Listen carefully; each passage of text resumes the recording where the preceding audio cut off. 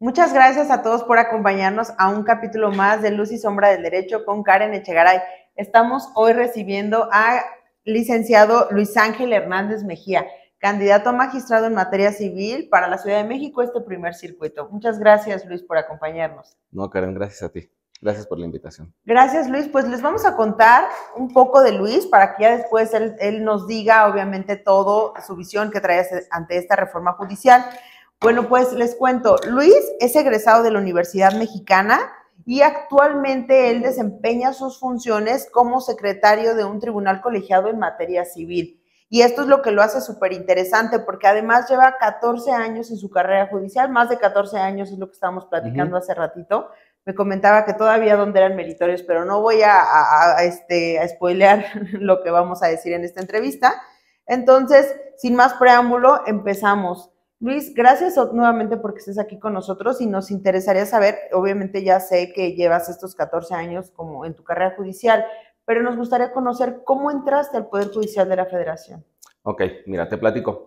Ya hace, como dices, más de 14 años entré al Poder Judicial, pero en aquel momento todavía se permitía a los meritorios, que son regularmente estudiantes o recién egresados, que acuden a los juzgados, a los tribunales, para justamente eso, ¿no? Hacer méritos y que eventualmente las personas titulares los puedan considerar como candidatos para ocupar algún puesto. Entonces, básicamente era pues hacer como aprender de entrada, ¿no? Es la oportunidad de acercarte, es el primer acercamiento a los tribunales y vas aprendiendo poco a poco, te van enseñando ahí. Obviamente no existe una remuneración y justamente creo que esa fue la razón por la que 1 o 2 años después de que yo ingresé ya no se permitió, ¿no? a los meritorios y ahora es que funciona a través se puede acceder los egresados o los estudiantes de la carrera de Derecho pueden acercarse a los tribunales, pero ya haciendo su servicio social o prácticas judiciales. Esa es la manera. Pero bueno, en fin, en mi caso, pues así fue. Entré, me acerqué a un tribunal, le pedí la oportunidad a un magistrado que a la fecha ya está en retiro, pero sigo en contacto con él. Fue mi primer jefe. ¿Siempre estuviste en tribunal entonces? Sí, Okay. sí. Un tiempo, en 2015, tuve la oportunidad de estar en un centro de justicia en materia penal, pero la mayor parte de mi carrera ha sido en tribunal colegiado civil. Y bueno, pues ahí estuve cerca de, yo creo que un poco más de un año como meritorio. Después, en ese inter se dieron como algunas oportunidades donde algunos compañeros tenían alguna licencia médica o por alguna razón tenían una licencia y el magistrado en aquel entonces, mi jefe, me dio la oportunidad y me daba nombramientos como esporádicos, hasta que en algún momento se desocupó una plaza y tuve la oportunidad de ocuparla yo. Y ahí empezó mi carrera judicial como oficial. En aquel momento era oficial administrativo. Actualmente ya son oficiales judiciales, pero bueno, las funciones son prácticamente las mismas. Y ahí ingresé al Poder Judicial. La verdad es que, pues, muy dedicado siempre. Me interesó mucho la materia. Soy civilista, me gusta la materia. Creo que es una materia donde tienes la posibilidad una mayor posibilidad de interpretación de las normas, ¿no? Más que, por ejemplo, en materia administrativa, fiscal, donde las normas a veces son un poquito más cuadradas, y justamente creo que eso es lo que me interesa mucho me gusta mucho de la materia civil. Y bueno, a partir de ahí me empecé a formar en entonces Instituto de la Judicatura Federal. Ahora es la Escuela de Formación Federal de Formación Judicial, y me empecé a tomar cursos, diplomados, etc. Y como oficial empecé a pues, hacer proyectos de sentencia, ¿no? Obviamente con la supervisión del secretario con el que yo trabajaba. Él veía mis asuntos, si estaba de acuerdo, se los proponía al magistrado, y el magistrado en su caso también, si estaba de acuerdo, pues los aprobaba y los presentaba al pleno. Y así durante 2010, tal vez unos 3 años, por ahí estuve haciendo eso, hasta que en alguna ocasión se dio la oportunidad para irme a Chiapas, al Centro de Justicia en materia penal. Para esto, pues, atravesé por diversos cursos y incluso algún concurso, ¿no? Para poder ocupar el cargo de secretario. Y bueno, me fui a Chiapas, ahí fue mi primer nombramiento de secretario, aunque fue en materia penal, ahí estuve un tiempo, pero después se presenta la oportunidad de regresar a Ciudad de México con mi jefe, con quien inicialmente entré, y él me dio la oportunidad como secretario, y desde entonces pues he estado ocupando el cargo en la elaboración de proyectos de sentencia en materia civil. O sea, de 2015, 2016 regresé, más o menos desde entonces, y a la fecha. Actualmente sigo en un tribunal colegiado en materia civil, y pues bueno, así es ¿Y como... sigues proyectando? Sí, o sea, mi función esencialmente, digo, tenemos muchas funciones, pero digamos que la tarea principal de un secretario proyectista es elaborar proyectos de sentencias, básicamente la sentencia, y le llamamos proyectos porque finalmente es una propuesta que nosotros le hacemos a nuestro titular, en este caso es una titular, es una magistrada,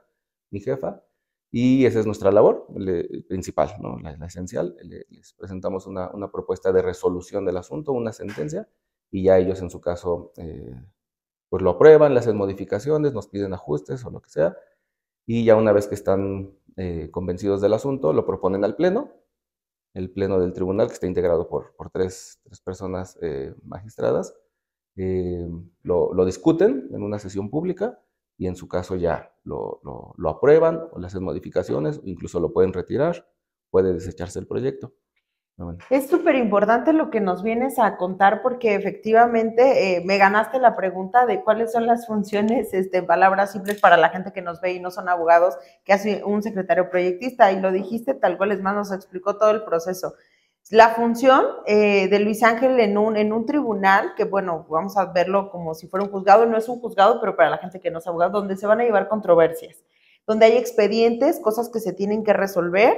Él va a analizar así el expediente, todas las pruebas, y va a elaborar una sentencia, un proyecto, una propuesta de una sentencia, la cual al magistrado que es para la candidatura que ahorita actualmente estás, se lo vas a mostrar para que él lo revise y vea si efectivamente, pues obviamente a su criterio y a los criterios en ley para que se cumplan estas reglas. Y es la importancia de saber que para lo que tú estás ahorita como candidato es lo que vienes haciendo pues toda tu vida en carrera judicial. ¿Sí me explico? Porque pues obviamente actualmente tú haces estos proyectos de sentencia que son revisados por un magistrado, pero la idea es que en un momento tú revises, o eso es lo que va a hacer un magistrado, revisar que estos proyectos o que estas sentencias para poder emitir su voto a favor, en contra, hacer modificaciones, etcétera. Y todo el conocimiento que tiene que haber detrás de un magistrado en materia civil para decir esto que me está presentando el secretario efectivamente es correcto o no, modifícalo. Entonces no es que cualquier persona pueda ser magistrado, esta es la importancia de conocer también quiénes son los candidatos y las personas que van a impartir justicia pues de ahora en adelante, ¿no? Y con toda esta carrera que llevas, me imagino la cantidad de asuntos que han pasado por tus manos, pero de los que más te puedas acordar que han sido más significativos para ti, más relevantes. Sí, mira, hay varios, la verdad es que son un montón de asuntos que son muy trascendentes y han marcado mi carrera, pero particularmente hay un asunto que me llamó mucho la atención y creo que es el que ahorita vale la pena traer a colación. Es un asunto en el que se reclama el pago de una indemnización por concepto de daño moral. ¿Okay? En ese asunto, bueno, básicamente lo voy a contar de la manera más coloquial posible. Una empresa aseguradora se niega a pagar los gastos médicos que se originaron con motivo de un siniestro, de una situación que sufrió un bebé durante el nacimiento, que llevó a que lo llevó a una discapacidad, ¿no?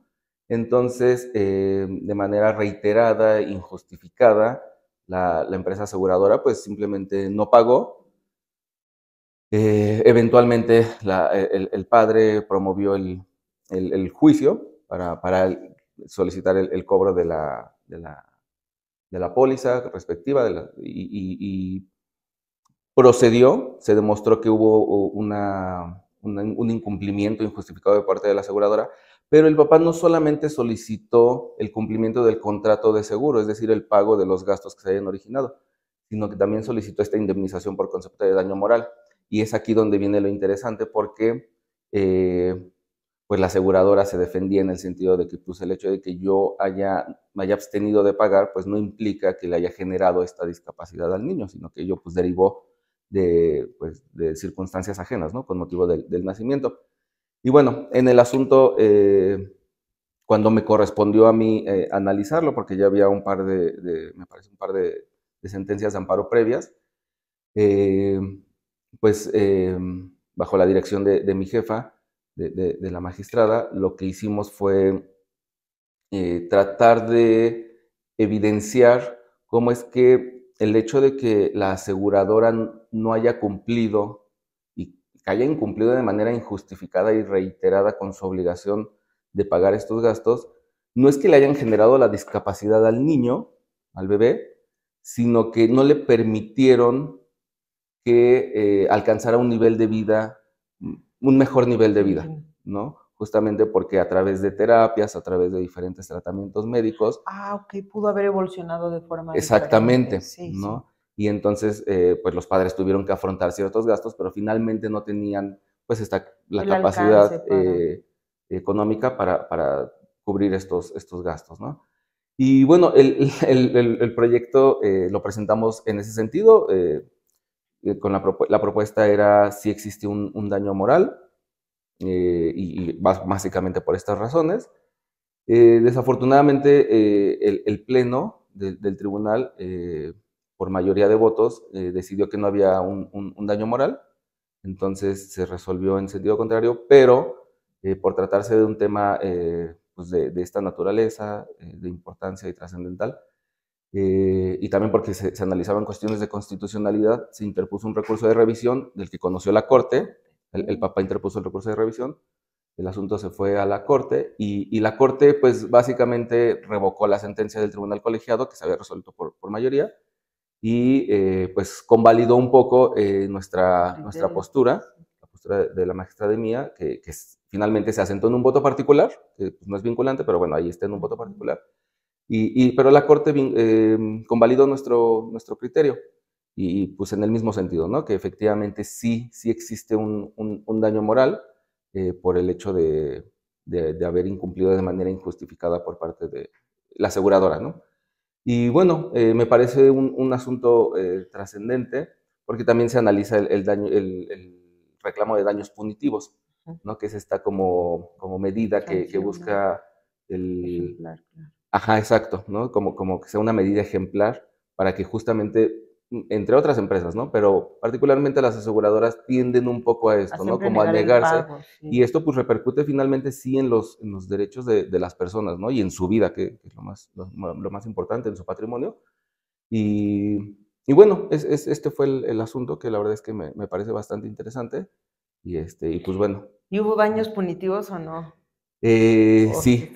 Ahorita el asunto ya le perdí un poco la pista, porque como el asunto, nuestro proyecto original no fue aprobado, eso dio lugar a que se llama desechar el asunto y se retorna a otra persona, a otro magistrado, y entonces, bueno, ya no le podemos nosotros seguir el camino, pero hasta nuestra propuesta por lo menos sí era que se le condenara también por concepto de daños punitivos, y proponíamos incluso que esta condena consistiera en que, por ejemplo, obviamente el cumplimiento del contrato pues era que pagara todos los gastos, pero los daños punitivos que le mantuviera la vigencia de la póliza de por vida, por ejemplo, sin costo alguno, ¿no? Era una propuesta muy decente. Sí, porque justamente no era tanto como como buscar castigar como tal a a la a la aseguradora, aseguradora, pero sí, sí evidenciar que no era correcto lo que hacía claro. y que de alguna forma sí tendría que pagar un costo, ¿no? Por esa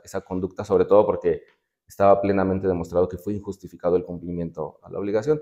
Y también hacíamos como algunos razonamientos en el sentido de que esa negativa implicaba como alguna especie de discriminación. Entonces fue muy interesante el asunto y pues bueno, ahí está.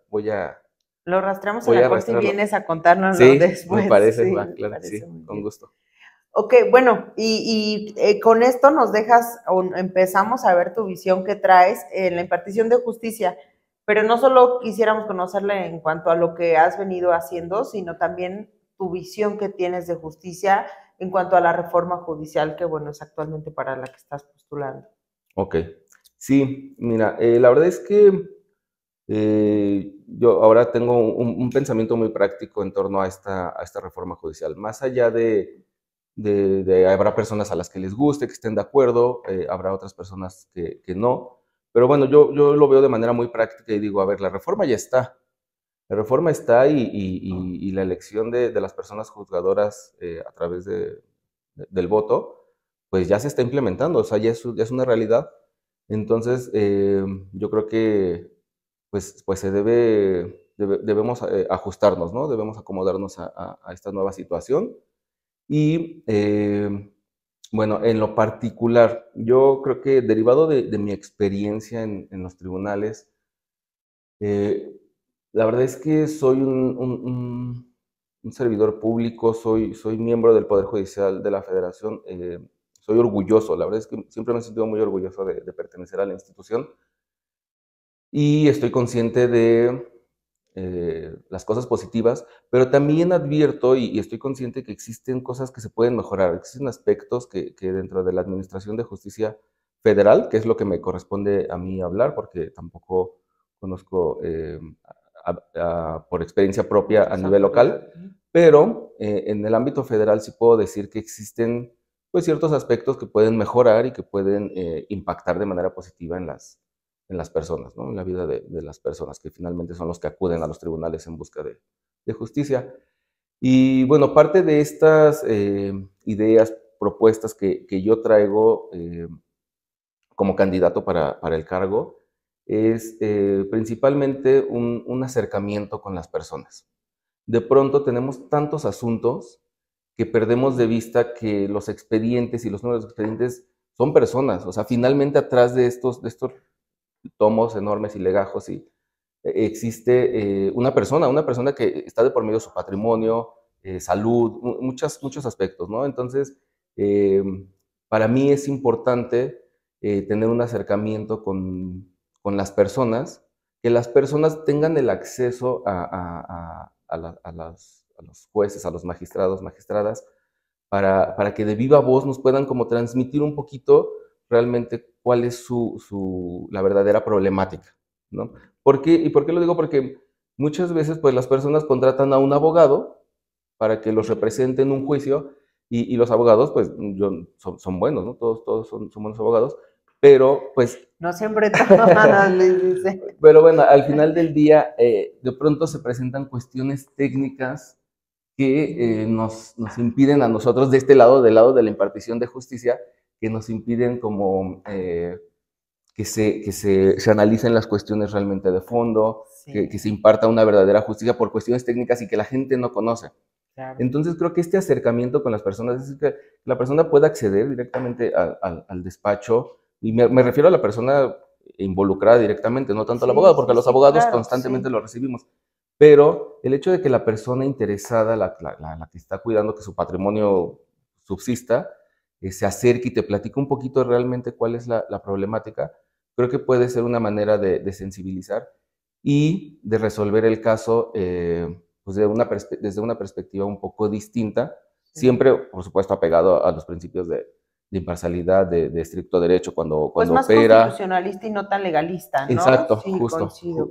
justo para eso, para allá voy. O sea, creo que la reforma en materia de derechos humanos nos permite eso, Sí, ¿no? Nos permite, y más en materia civil, la verdad es que nos permite hacer como interpretaciones siempre en beneficio de las personas y con el propósito de garantizar el respeto a los derechos humanos, ¿no? Y entonces, en esa medida, creo que tenemos esta posibilidad y cuando la gente se acerca y te explica realmente cuál es la problemática, podemos a veces incluso dejar un poquito de lado las cuestiones más técnicas, formalidades procedimentales, que incluso la propia Constitución nos faculta, ¿no? El artículo 17 de la Constitución nos faculta para dejar de lado estas cuestiones procedimentales un poco y para justamente resolver el fondo de las controversias.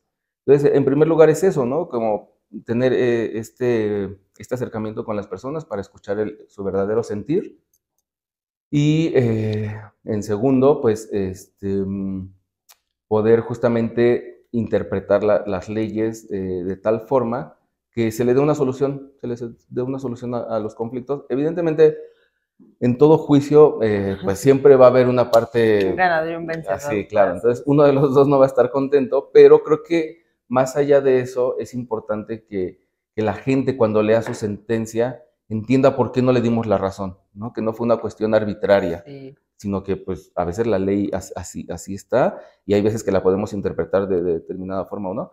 Pero bueno, creo que transmitir justamente los razonamientos de una manera más simple para que las personas las entiendan es también parte de esta propuesta y todo esto con el objetivo precisamente pues de impartir una verdadera justicia.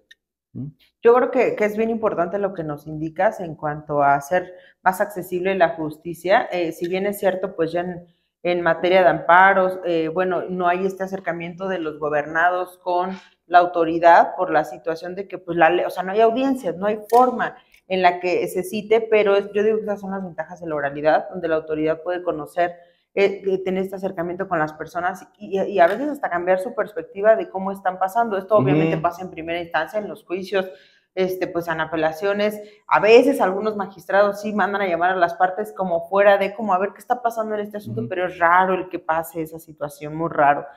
Y pues obviamente en otras instancias pues no, se va depurando porque solo se analiza el expediente de qué se hizo bien, qué se hizo mal, pero con esta visión que nos comentas, de sí pueden ir al tribunal y sí los puedo recibir y sí, más bien esta invitación, porque siempre está la posibilidad de recibirlos, sí, no es que actualmente no exista, sino que sepan que sí los pueden recibir ahí para que conozcan su asunto por parte de ustedes, ya no solo nosotros como abogados o lo que está en los expedientes, y sobre eso pues poder tener una sentencia pues más justa y más apegada a la ley y también de mucho más fácil comprensión y lectura, que no se trata de que quedemos bien en una sentencia argumentando, sino que la gente le entienda y pueda entender qué es lo que se está diciendo en esa sentencia y por eso esa resolución. Sí, sí, porque justamente como abogados y en términos como técnicos, pues podemos hacer sentencias muy bonitas y que nos hacen sentir muy orgullosos, ¿no? Sí, sí. De que está muy bien plasmada, pero bueno, lo que realmente interesa en el fondo, más allá de eso, las partes, es que las partes sepan qué pasó con su asunto, qué pasó con su casa, por qué ya no van a tener caso, por qué sí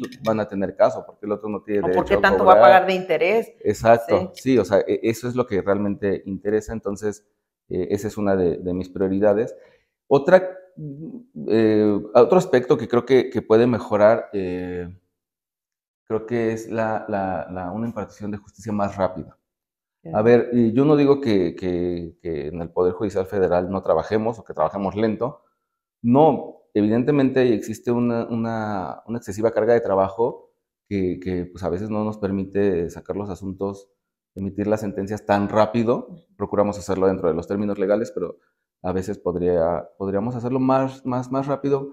Creo si se implementan algunas medidas internas, administrativas, más temas de logística de cada órgano, de cada tribunal o cada juzgado, y eso ayudaría. Y creo que en parte es un poco el dejar de lado tanto tecnicismo y aterrizar los asuntos mucho más a la cuestión de fondo, y eso nos facilitaría a veces, o nos ayudaría a que las sentencias salgan más rápido y por ende, pues, las partes también ya concluyan con los procedimientos judiciales de manera más rápida, porque la verdad es que es muy desgastante para cualquier persona estar involucrada en un procedimiento judicial. Entonces, entre más rápido terminen, a veces sí me ha tocado gente que dice, es que yo ya no me interesa tanto si gano o pierdo, ya lo que quiero es que se acabe esto, ¿no? Porque el estrés de estar involucrado en un procedimiento, la verdad es que sí es muy alto. Entonces, esta es otra de las propuestas que traigo, procurar una impartición de justicia más rápida. Muy bien, muy bien, Luis. Pues bueno, muchas gracias por habernos compartido. Antes de cerrar, nos gustaría, si tienes algún otro comentario, obviamente, que aportarnos, una vez que ya han conocido tus propuestas. Ok, pues bueno, yo quisiera, en torno a este tema de la reforma judicial, pues hacer un llamado a la gente en general a que ejerzan este derecho que tienen a elegir a las personas que van a juzgar sus asuntos, ¿no? Y creo que la perspectiva sería un poco como, a ver, tal vez ahorita no tengo un problema legal, no tengo un asunto en algún órgano, en algún juzgado, pero verlo como, a ver, si yo tuviera un problema, si mi casa estuviera en alguna situación, un litigio, yo tuviera un adeudo con el banco, etcétera, ¿quién me gustaría que resolviera ese asunto? ¿Quién me gustaría que en última instancia, porque recordemos que los tribunales colegiados son por regla general órganos terminales, es decir, excepcionalmente procede un recurso contra sus resoluciones, pero son muy, muy pocos. Por lo general, lo que diga el tribunal colegiado, pues hasta ahí se queda el asunto. Entonces sí me gustaría que las personas tal vez reflexionaran un poco en este sentido, ¿no? De, a ver, si yo tengo algún problema, ¿quién me gustaría que fuera la persona encargada de tomar la decisión sobre mi caso? Una persona, pues yo creo que a todos nos gustaría que fuera una persona con experiencia, una persona preparada, una persona que sepa de qué se trata. Y pues bueno, la invitación es esa, ¿no? Que salgan a votar, ejerzan su voto, informarse. El INE nos proporciona en su portal, este apartado se llama Conócelos, Conóceles. Es un apartado donde están nuestros perfiles, básicamente la descripción, nuestro currículum, y ahí pueden informarse quiénes son las personas candidatas, cuál es su preparación, su carrera, y entonces con base en eso pueden tomar la decisión. Yo los invito evidentemente a que voten por mí. Yo estoy Luis Ángel Hernández Mejía, aparezco con el número 32 en la boleta rosa, y me fue asignado el distrito 32, perdón, el distrito 11, boleta 32, distrito 11, que abarca la parte de la alcaldía Cuauhtémoc y Gustavo Amadero. Entonces, pues bueno, yo los invito a que voten. Muchas gracias, Luis. La idea de estas entrevistas es efectivamente conocerte, bueno, obviamente personalmente, conocer tu trayectoria, la experiencia que tienes para el cargo al que estás postulando, tu perspectiva en cuanto a lo que has venido implementando, como en el asunto que nos platicaste, y obviamente tú desde dentro ver, como bien lo dijiste, ciertos vicios que se pueden depurar para que obviamente la gente goce de una justicia mucho más rápida, entre otros criterios que nos comentaste. Efectivamente, las votaciones van a ser por alcaldías, pero pues al ser el magistrado de un primer circuito, va a impartir justicia en toda la Ciudad de México, entonces a todos nos atañe, a toda la gente de la Ciudad de México nos importa quién sería quien llevara nuestro asunto si es que tuviéramos una controversia aquí en la Ciudad de México. Y infórmense, sigan viendo la entrevista de Luis Ángel y vamos a hacer mucho más contenido y la de todos los candidatos que nos han hecho el favor de venir a informarnos toda esta situación para que ustedes conozcan a las personas y tengan un voto mucho más consciente y siempre les digo mucho más informado. Muchas gracias, Luis Ángel, por estar aquí. Al contrario a ti, Karen, gracias por la invitación. Gracias.